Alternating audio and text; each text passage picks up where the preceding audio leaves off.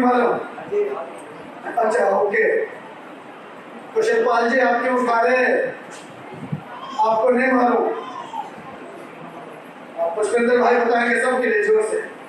मेरे लहू में नई वाचा, मेरे लहू में नई वाचा। मैंने बताया था पिछली बार भी प्रभु भोज में कि प्रभु भोज के विषय में हम डिटेल में लगातार कई महीने डिटेल में सीखते जाएंगे, और इसलिए मेन प्रचार जो है हम में से कोई एक करा करेगा, और प्रभु भोज के दिन हम केवल प्रभु भोज के विषय में सीखा करेंगे, ताकि इसके बारे में, इसकी गंभीरता के बारे में हमें बहुत अच्छे से क्लियर पता चल जाए। एक बात के साथ मैं शुरू करूंगा जो मेरी किसी के साथ वार्तालाप हुई। मैं कहीं जा रहा था और मैंने किसी से बातचीत करना शुरू किया। मैं उनको बोल रहा था, क्या आप जानते हैं यीशु मसीह इस जगत का, इस संसार का उद्धार करता है? और वो यीशु मसीह के बारे में वो व्यक्ति जानता था, और वो बोलता सीधा उसका सवाल, और आंखों में लाली आ गई जना सुनते, और वो मेरे को आंखों में आंखें डाल के बोला वो नंगा, और यीशु मसीह जिसके तन के ऊपर एक भी कपड़ा नहीं, और जब क्रूस के ऊपर टांगा गया, सिर में कीलें ठोक दी गई, पैरों में कीलें ठोक दी गई, पेट में भाला मारा गया, और खून से लथपथ, उसको बोलते आप वो जगत का उद्धार करता है? उसके बारे में आप बोलते वो संसार का मुक्तिदाता है, जो अपने आप को बचा नहीं सका, और रोमी साम्राज्य में यहूदियों ने उसको क्रूस पे चढ़ा के मार दिया, तो क्या वो हमें बचा सकता है जो अपने आप को बचा नहीं सका? हो सकता है ऐसा सवाल आपके सामने भी आया होगा जब आप लोगों से बात करते।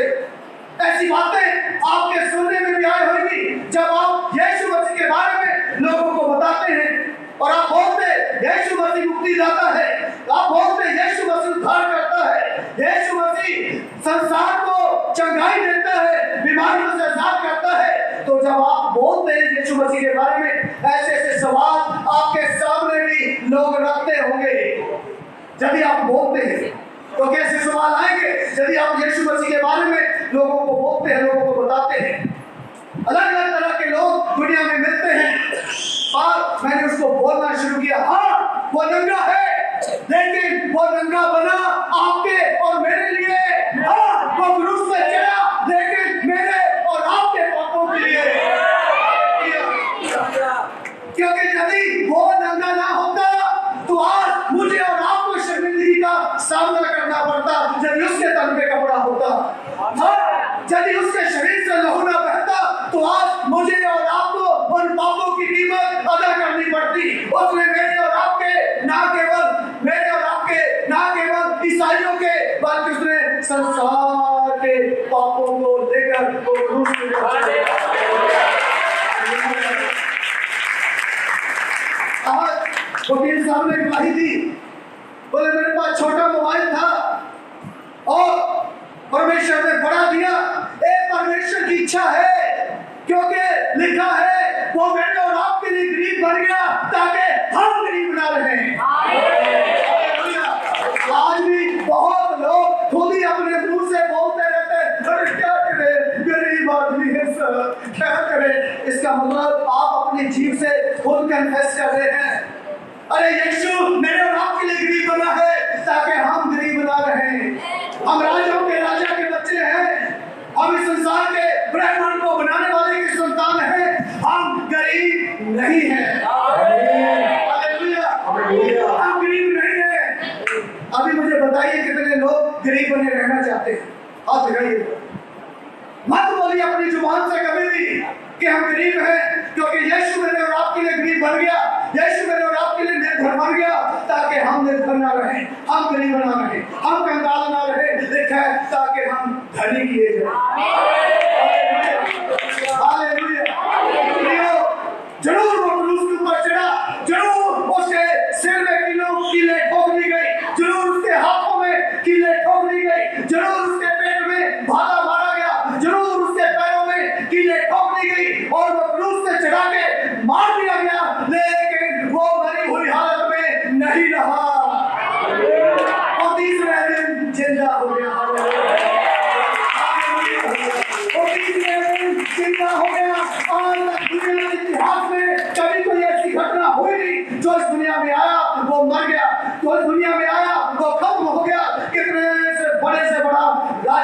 राजा क्यों ना हो, इस दुनिया में आया और खत्म हुआ।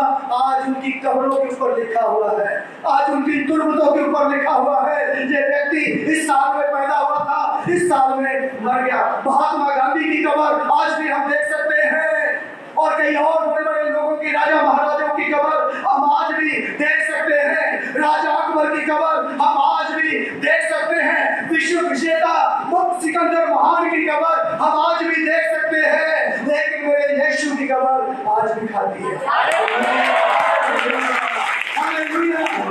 मेरे यीशु की कब्र आज भी खाली है, क्योंकि वो मरने के तीसरे दिन बाद वो जिंदा हो गया है, और ना केवल जिंदा हुआ बल्कि अपने लोगों के साथ जीवित होकर एक वाचा को बांधता है। वाचा क्या होता मालूम है? वाचा होती है एक वायदा, एक प्रतिज्ञा, एक एग्रीमेंट। आने वाले दिनों में उस बात के ऊपर हम चर्चा करेंगे।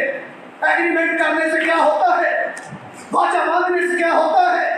लेकिन यीशु मसीह जिंदा होने के बाद अपने लोगों के साथ एक वायदा किया है, और वो वायदा भी ऐसा वैसा जुबानी वायदा नहीं, लहू के साथ वायदा किया है। लहू के साथ वाचा बांधी है। इसलिए मैंने टॉपिक दिया था, मेरे लहू में नई वाचा।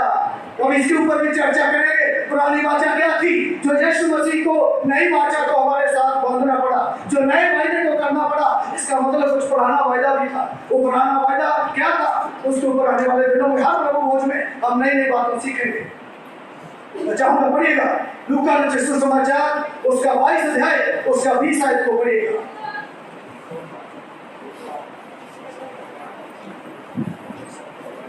लूका रचित सुसमाचार उसका 22 अध्याय उसका 20 आयत।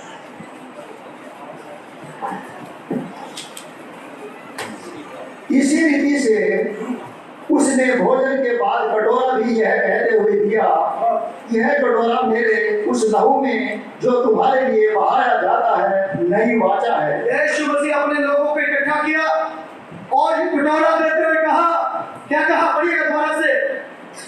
इसी रीति से उसने भोजन के बाद कटोरा भी, भोजन के बाद, रोटी के बाद कटोरा भी यह कहते हुए दिया, ये कहते हुए अपने लोगों को दिया जो हम उपवास करते हैं। यह कटोरा मेरे उस लहू में जो तुम्हारे लिए बहाया जाता है, तुम्हारे लिए, ना केवल ईसाइयों के लिए बल्कि संसार के पापों के लिए जो तुम्हारे लिए बहाया जाता है नई वाचा है। नई वाचा है। हालेलुया। एक नया वायदा है, एक नया एग्रीमेंट है, एक नई प्रतिज्ञा है। और वो वाचा क्या कर सकती है, वो वाचा क्या है, उसके बारे में आज हम थोड़ी देर परमेश्वर के वचन से सीखने जा रहे हैं। सुनिए, पढ़ने लिखने वाले बच्चे, जब आप दुनिया का नक्शा देखते, और अभी ताजा एक न्यूज चल रही है, मालूम है, फ्रेश एक न्यूज जिसने दुनिया में तहलका मचाया हुआ है, तालिबान अफगानिस्तान, समझे। उसी के साथ साथ अरब कंट्री में एक छोटा सा देश है,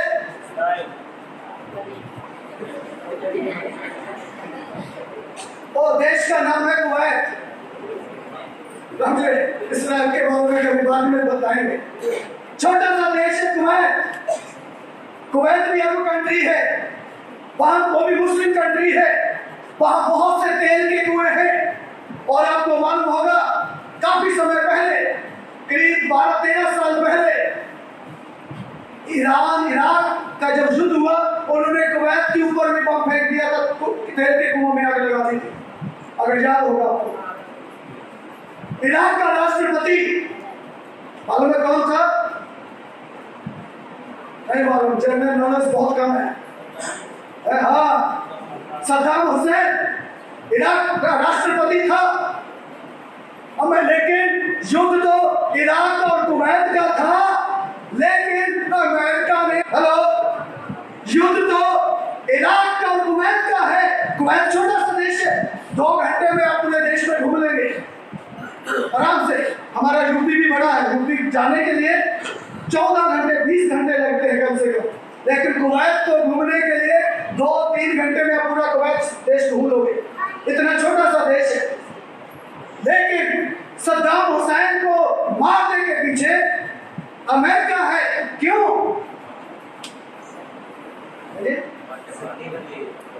एक वाचा बांधा था अमेरिका ने कुवैत के साथ। बोले हम रिटर्न में, लिखती में एक वायदा करते हैं आपके साथ, जब तक भी हम जिंदा हैं तब तक आपकी रक्षा सुरक्षा अमेरिका की सरकार करेगी। हालेलुया, समझा रहे? जब तक हम जिंदा हैं तब तक हमारी आपकी रक्षा सुरक्षा अमेरिका की सरकार, अमेरिका की सेना करेगी। आपके ऊपर कोई भी देश आक्रमण करेगा तो उसका हिसाब हम लेंगे। वो वाचा को बांध लिया, एक वायदे को कर लिया, रिटर्न में एग्रीमेंट को हो गया। इसलिए इराक का राष्ट्रपति सद्दाम हुसैन जब कुवैत के ऊपर आक्रमण किया, क्योंकि वाचा बांधी हुई है, वायदा किया हुआ है, इसलिए अमेरिकी सेना बीच में आ गई और उन्होंने सद्दाम हुसैन को ढूंढकर हेलो मार दिया। समझ आ रहा? वाचा क्या कर सकती है? जब कोई वाचा में बंधा होता है तो उसकी रक्षा सुरक्षा हिफाजत करना उस वायदा करने वाले के हाथ में है। हालेलुया। तो के लिए यीशु मसीह ने एक वायदा किया, एक वाचा लहू के साथ बांधी है। हालेलुया। मैं तुम्हें चंगा करूंगा, ये उसने वायदा किया हुआ है, वाचा बांधी है। मैं तुम्हें आशीष दूंगा, ये उसने वायदा किया हुआ है, एक वाचा बांधी हुई है, और वो अपने वायदे से मुकर नहीं सकता। लेकिन कई बार परमेश्वर के लोगों हमें पता ही नहीं है, हमारे साथ यीशु मसीह ने अपने लहू के साथ वाचा बांध रखी है, वायदा कर रखा है। और मैं लोगों से बात करता हूँ, अन्य जाति लोगों की बात नहीं, मसीह लोगों से। अरे क्या हाल है? अरे बस कट रहे हैं, बोल रहे दे रहे वक्त को धक्का। अरे जैसी परमेश्वर की इच्छा, बीमारी को झेल नहीं। हेलो, बीमारी परमेश्वर की इच्छा है क्या? एक कट रहा है, चल रहा है, धक्का दे रहे, ये परमेश्वर की इच्छा है क्या? अरे आपको अपने आपके बाप से वाचा बांध रखी, उसका मालूम नहीं है, उसने वाचा बांध रखी। जैसे वकील साहब ने बताया, मैं काफी समय से इनको देखता आ रहा था, मेरी इतना सा मोबाइल मैं देखता था, आप एक एडवोकेट हो, आपका एक स्टैंडर्ड है, आपकी एक पहचान है, आप ऐसे लोगों के बीच में बैठते हो, ये आपके लिए नहीं है जो बच्चा सा हो। अपने बाप की वाचा को याद करो। बहुत समय के बाद इन्होंने याद किया है। मैंने इनको स्पेशल बुलाया पिछले संडे, मैंने बोला अगले संडे से मोबाइल मुझे देखना नहीं चाहिए, एक छोटा सा मुझे देखना नहीं चाहिए। नहीं आप ले सकते, पूछो बैठे हैं। मैंने कहा मैं लेके दूंगा, लेकिन इसको प्रभु का धन्यवाद हो, परमेश्वर ने मेरा पैसा भी नहीं लगने दिया और उनको भी नहीं लगने दिया, क्योंकि परमेश्वर ने वायदा कर रखा है, गरीबी हमारे लिए नहीं है। समझ नहीं आ रहा ना? इसलिए एक आदमी ढीली सी बात हमें बोल रहा है, तो अरे क्या करें, तो ज्यादा बोल दिया, हम गरीब नहीं है, पास्टर बोलेगा धो पे तो डर लगता है। अरे मत देना, लेकिन हम गरीब नहीं है, गरीबी हमारे लिए नहीं है, हमारे लिए नहीं है, श्राप हमारे लिए नहीं है, हमारे लिए आशीष है, हमारे लिए बरकत है। हम वाचा के अधीन है, हम वाचा के अधीन, हमारे साथ वाचा बांध रखी है प्रभु ने। मैं तुम्हें चंगा करूंगा, मैं तुम्हें चंगा करने वाला परमेश्वर यहोवा हूं। ये वाचा बांध रखी है परमेश्वर ने मेरे और आपके साथ। लेकिन कहीं किसी भी देश का क्यों ना हो, किसी भी धर्म का क्यों ना हो, किसी को भी मानने वाला क्यों ना हो, इस बात से परमेश्वर को कोई लेना देना नहीं है। आप कौन है, किस देश के हैं, किस शहर के हैं, गरीब अमीर है, क्या है, परमेश्वर को इस बात से कोई लेना देना नहीं। सुनिए, कई बार आपने मेरे मुंह से कहानी सुनी, कहानी नहीं सच्ची घटना, पाकिस्तान की घटना है। आज आप अपने गूगल पे सर्च कर सकते हैं, जहां से जाने के बाद वहां डालना गुलशन की स्टोरी, आप डालना गूगल पे जाके, यूट्यूब पे जाके, तो आपको गुलशन की स्टोरी समझ में आएगी।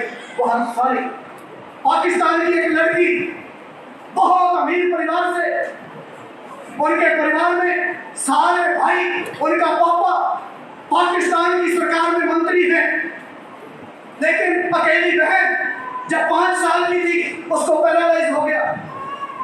पैसा बहुत है, क्योंकि 4 भाई मंत्री हैं पाकिस्तान की सरकार में, बाप मंत्री है पाकिस्तान की सरकार में, मुस्लिम परिवार है, हर जगह इलाज करवाया, मक्का मदीना लेकर गए, हज के लिए लेकर गए, जो जो करना था सब किया, 5 टाइम नमाज पढ़ा, लेकिन पैरालाइज ठीक नहीं हुआ और रंग ठीक नहीं हुआ। इंग्लैंड में ले गए, जेरूसलम में ले गए, मक्का मदीना ले गए, इराक ले गए, जहां जहां जो कुछ करना था, अमेरिका में ले गए इलाज के लिए, लेकिन पैरालाइज ठीक नहीं हुआ। और जैसे वो बच्ची खड़ी हुई, इसका नाम गुलशन, जैसे वो जवान हुई, अभी उनके भाइयों ने, उनके परिवार ने सोचा इतना पैसा हमने खर्च कर लिया, ये बीमारी जाने वाली नहीं है, ये पैरालाइज के साथ ही, अधरंग के साथ ही रहेगी ये। इस तरह की देख रेख के लिए कुछ नौकरानियों को रख दिया, बोले इसकी देख रेख करनी है क्योंकि इससे उठा नहीं जाता, इससे हिला नहीं जाता, ये दोनों टांगे बिल्कुल बेकार हैं। कुर्सी पे बैठी रहती थी और एक दिन वो अपनी कुरान पढ़ रही थी। हमारी बाइबल में जो लिखा है इससे ज्यादा यीशु मसीह के बारे में कुरान में लिखा है। इतना मोहम्मद का नाम नहीं आया कुरान के अंदर जितना यीशु मसीह का नाम आया है। यीशु मसीह का नाम 25 बार आया है कुरान के अंदर और मोहम्मद का नाम केवल 1 बार। ध्यान से सुनिएगा, 25 बार यीशु मसीह का नाम कुरान के अंदर आया और वो कुरान पढ़ रही थी और उनकी कुरान में लिखा है यीशु मसीह जब इस दुनिया में था और वो बच्चा था, जब चिड़िया बना के मिट्टी की उसमें जान डाल देता था और चिड़िया उड़ जाती थी। और उनकी कुरान में लिखा है उसने बीमारों के ऊपर हाथ रखा और बीमार ठीक हो जाते थे। और उसने उनकी कुरान में लिखा है वो मुर्दों पे हाथ रखता था, मुर्दे भी जिंदा हो जाते थे।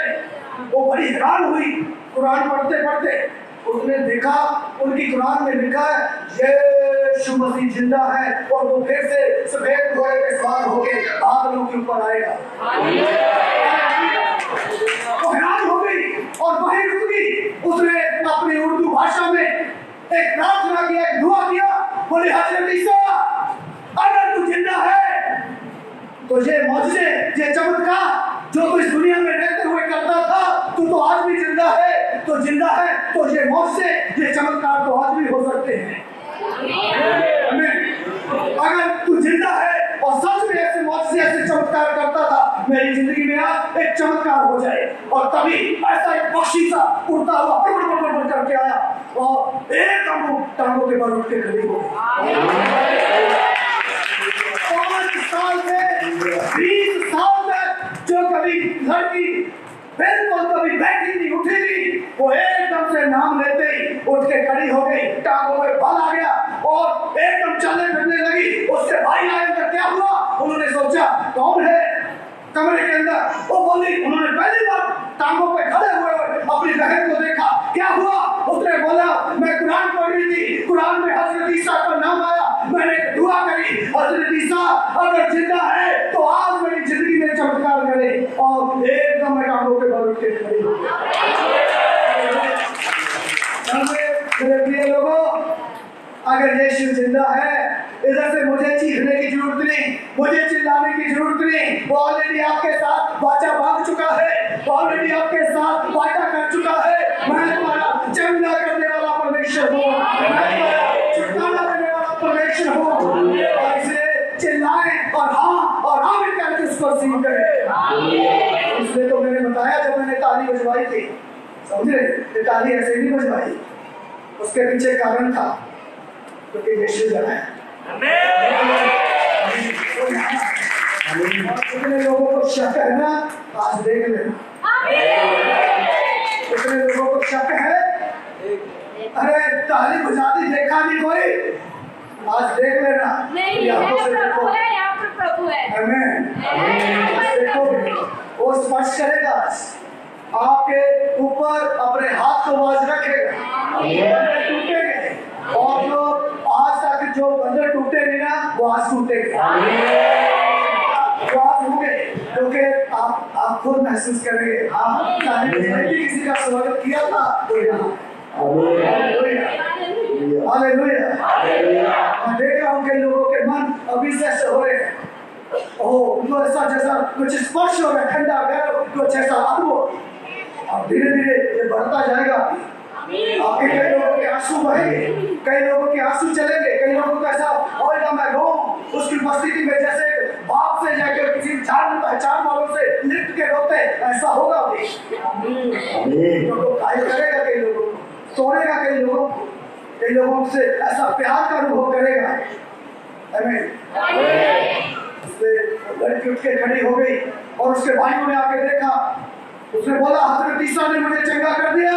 वो बोले हजरत ईसा ने ठीक कर दिया, ठीक है, लेकिन इस नाम को दोबारा नहीं लेना, क्योंकि हम बहुत बड़ी रेपुटेशन के लोग हैं, हम बहुत बड़ी इज्जत मान सम्मान रखने वाले लोग हैं और हमारे घर में मंत्री लोग आते हैं। यदि तूने लोगों को बोल दिया हजरत ईसा ने मुझे ठीक किया, यीशु मसीह ने ठीक किया, हमारी बेइज्जती हो जाएगी, दोबारा ये नाम नहीं लेना, नहीं तो गोली मार देंगे। वो बोली तुम्हारी बहन ठीक हुई है क्या? इस बात से खुशी नहीं, तुम्हें अपनी रेपुटेशन ज्यादा प्यारी है, तुम्हें अपनी इज्जत ज्यादा प्यारी है। मैं बचपन से एक मुर्दा जीवन जी रही थी, आज जीवन मुझ में आया है, तो क्या ये तुम्हारे लिए खुशी की बात नहीं? उसको मारने की कोशिश करी, रिवॉल्वर निकाल के, गोली नहीं चली, रिवॉल्वर नीचे गिर गया और उसको घर से निकाल दिया। आज वो बहन इंग्लैंड के अंदर है, उसका नाम, उसने अपना नाम अभी बदल दिया, उसका नाम है एस्टर।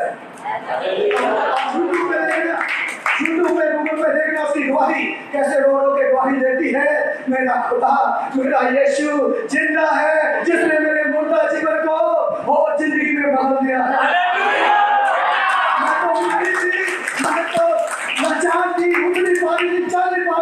लेकिन मेरे यीशु ने मुझको जिंदा कर दिया, मेरे यीशु ने मुझको जीवन दे दिया और उसने मेरी टांगों में बांध दे दिया। आज मैं भली चंगी हो गई, क्योंकि उसने वाचा बांध रखी है आपके साथ। आप कोई भी क्यों ना हो, किसी भी धर्म के क्यों ना हो, किसी भी गांव शहर के क्यों ना हो, किसी भी मानने वालों को क्यों ना हो, जब आप उस वाचा के साथ आएंगे, उसके साथ जुड़ेंगे, उसकी वाचा आपके साथ भी पूरी करेगी। एक दूसरे की तरफ बढ़िए, तुम्हें निराश होने की जरूरत नहीं है, आपके साथ वाचा पूरी करेगी।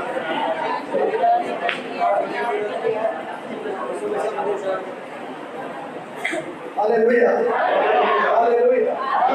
वाचा क्या कर सकती है, तो मैं थोड़ा सा आपको दिखाना चाहता हूँ। दूसरा शमूएल 9 अध्याय उसका 1 से 4 आयत को पढ़िए। दूसरा शमूएल 9 अध्याय 1 से 4 आयत। क्या कर सकती है वाचा जो आपके साथ बांध रखी है मेरे यीशु ने? दाऊद ने पूछा, ध्यान से सुनिएगा, क्या शाऊल के घराने से कोई अब तक बचा है? सुनिए, इससे पहले कि हम आगे बढ़े, वचन पढ़ने वाले, बाइबल पढ़ने वाले लोग या नहीं पढ़ने वाले, आपको थोड़ा सा 2 मिनट लेके मैं इसकी हिस्ट्री बताऊं, बैकग्राउंड। इस्राएल देश का सबसे पहला राजा कौन है? शाऊल। और शाऊल जिस समय राजा था और उस समय दाऊद जो है वो भी धीरे धीरे फॉर्म में आया, उसकी भी प्रसिद्धि बढ़ती गई, क्योंकि उसने क्या करा था? उसने गोलियत को मारा था, जबकि राजा नहीं था दाऊद। दाऊद केवल भेड़ बकरियां चराने वाला एक चरवाहा था, एक छोटा सा व्यक्ति, लेकिन उसने किसको मारा? गोलियत को। जबकि शाऊल और उसकी सेना सब डरे हुए बैठी थी, अकेला एक 9 फुट का आदमी रोज आके परमेश्वर के लोगों को ललकारता था और बोला, तुम में से जो कोई भी आके मुझसे लड़ेगा और मुझे हरा लेगा और वो हमारे पूरे देश के ऊपर कब्जा कर सकता है। रोज आके ललकारता था, लेकिन शाऊल और उसकी सेना रोज डरी हुई बैठी थी, क्योंकि किसी की हिम्मत नहीं होती थी इस 9 फुट के आदमी से आगे लड़े। लेकिन दाऊद ने जब इस बात को देखा, अकेला दाऊद आया और उसने अकेले गोलियत को मार दिया। कहानी हम जानते हैं, जितने लोग बाइबल पढ़ते हैं, और लोगों के बीच में बात फैल गई, बोले शाऊल तो कुछ भी नहीं है, शाऊल ने तो हजारों को मारा है, लेकिन दाऊद ने लाखों को मारा है। और इसलिए दाऊद की प्रसिद्धि बढ़ गई, लोग दाऊद को पसंद करने लगे और देखने लगे अगला राजा ये बन जाए तो अच्छा है। और इस बात को पहला राजा दुश्मनी रखने लगा और दोनों में दुश्मनी हो गई। और पहले राजा शाऊल का एक बेटा था, उस बेटे का नाम था जोनाथन।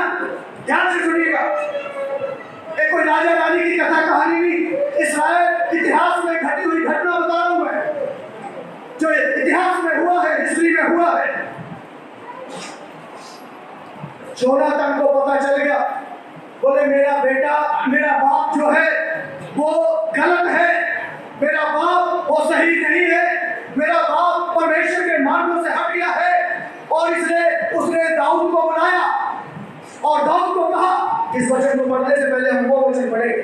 उसने दाऊद को बुलाया और कहा, देख मुझे मालूम है मेरा बाप वो सच्चाई के साथ परमेश्वर के साथ नहीं चलता, वो परमेश्वर के रास्तों से भटक गया है और उसका राज्य खत्म होगा और परमेश्वर तुझे राजा बनाएगा, पहले से बोल दिया। लेकिन एक काम करना, जब तू राजा बनेगा, पढ़िएगा उसको, पहला शमूएल 20 अध्याय 14 और 15 को पढ़िएगा।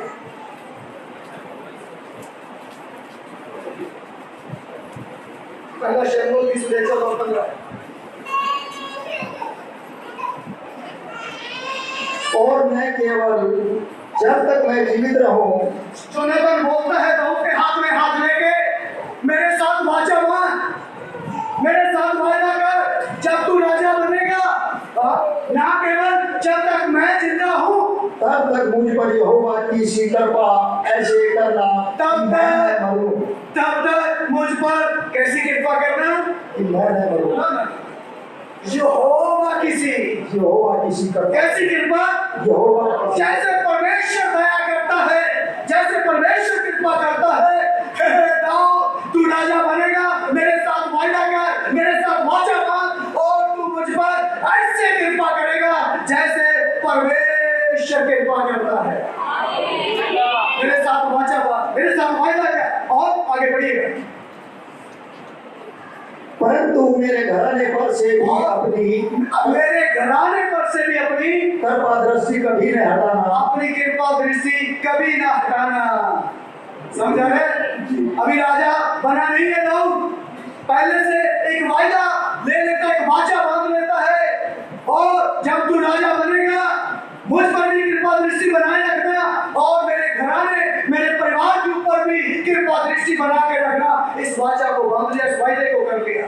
अभी राजा शाऊल मारा गया युद्ध में, जोनाथन भी मारा गया युद्ध में, पूरा युद्ध में नरसंहार हुआ, शाऊल का सारा घराना नाश हो गया और दाऊद अभी सब कुछ खत्म करके राजगद्दी पे बैठ गया, सिंहासन पर बैठ गया, राजा बनेंगे।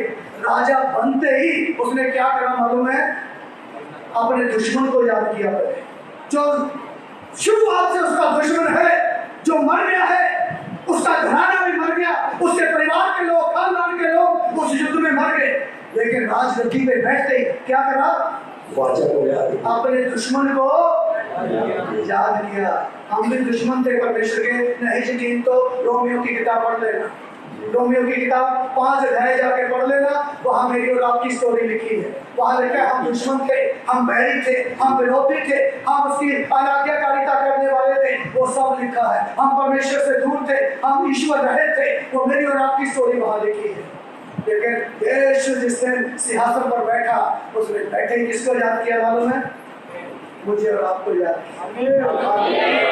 उसने याद किया, इसलिए तो यहाँ है हम। यदि याद ना करता, यदि मेरी और कहाँ होते? हेलो, कोरोना में ऊपर पहुंच गए होते क्या होते? जैसे हमारे आसपास लोग पहुंचे, क्योंकि उसने हमें याद किया, इसलिए हम यहाँ। तो दाऊद सिंहासन पर बैठते ही, पढ़िएगा एक पद से दोबारा। दाऊद ने पूछा, क्या शाऊल के घराने में से कोई अब तक बचा है? क्या शाऊल के घराने का कोई बचा है? क्योंकि लड़ाई में सब लोग मर गए, शाऊल के घराने के, मेरे दुश्मन के, लेकिन क्या कोई बचा है? क्यों पूछ रहे भाई? उसको मारने के लिए क्या है जी? ना ना ना ना, क्योंकि वाचा बांध रखी है, वाचा बांध रखी है। सुनिए ये वाचा क्या होती, कैसे बांधी जाती, आगे फिर मैं पढ़ूंगा। दो लोग आपस में जब कोई वायदा करते थे, इस्राएल के इतिहास में, यहूदियों के इतिहास में, और वो आज मैंने पहना नहीं, मैंने पहनना था, अगले प्रभु भोज में दिखाए। वो लोग लंबे लंबे चोगे पहनते थे, वो लंबी बांह जो है नीचे तक खुले खुले, और इसलिए जब वो वाचा बांधते थे, दो व्यक्ति आपस में वायदा करते थे, और वो इधर से कट मारेगा अपनी बाह पे, दूसरा व्यक्ति अपनी बाह पे कट मारेगा, और वो दोनों आपस में अपना लहू ऐसे मिलाएंगे। वो वाचा बांधते थे, देखो जो लहू में हमने वाचा बांध ली है, जो वायदा किया है उसको निभाएंगे और तब तक निभाएंगे जब तक मौत नहीं आ जाती। एक व्यक्ति मर गया तभी वाचा टूटेगी, तभी वायदा टूटेगा। जब तक जिंदा है ये वायदा कब पूरा होता रहेगा। सुनिए सुनिए सुनिए, दाऊद ने योनातान के साथ उसी प्रकार से एक वाचा को बांधा है। दोनों ने कट लगाया, खून मिलाया और वायदा किया। दाऊद ने बोला ठीक है, जब मैं राजा बनूंगा मैं तुझ पर भी कृपा दृष्टि करूंगा और साथ ही साथ तेरे घराने के ऊपर भी कृपा दृष्टि करूंगा। अभी युद्ध खत्म, दाऊद राजा बन गया। और एक कहावत है, चूहे के हाथ में अदरक की गुत्थी लग जाए ना,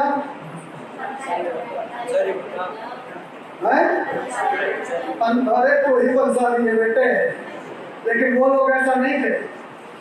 वो सबसे पहले परमेश्वर के पास आते थे। सुनिए, दाऊद राजा बना है, उसको मालूम है मैं तो भेड़ बकरियां चराने वाला था।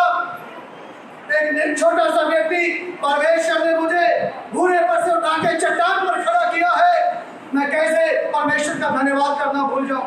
वो लोग सिंहासन पर बैठने से पहले परमेश्वर के पास आते थे, कोई भी व्यक्ति क्यों ना हो, और परमेश्वर के सामने आके मालूम है क्या करते थे, जैसे ही हाथ उठाते थे धन्यवाद देने के लिए, तभी एक नीचे आ जाएगा जो खुला खुला कमीज है, जहाँ क्या नजर आएगा, हेलो, तो वाचा का निशान उनको नजर आएगा।